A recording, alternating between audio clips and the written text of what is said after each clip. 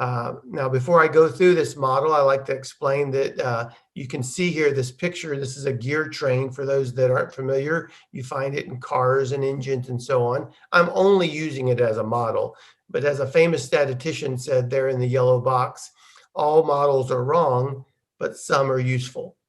The other thing I like to remind myself of is whatever you end up building in your management system, there's a constant threat. The reason we have trouble having things be consistent, that sustaining things, regardless of the industry, is because of the second law of thermodynamics called entropy. Entropy basically says that everything is in a constant state of deterioration and degradation. I'm going to talk a little more about that. Entropy is constantly knocking on the door on anyone's system, regardless of the industry you're in.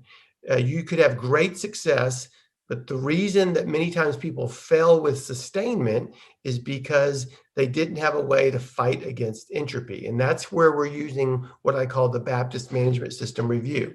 Another way to think about entropy is your sandcastle is melting.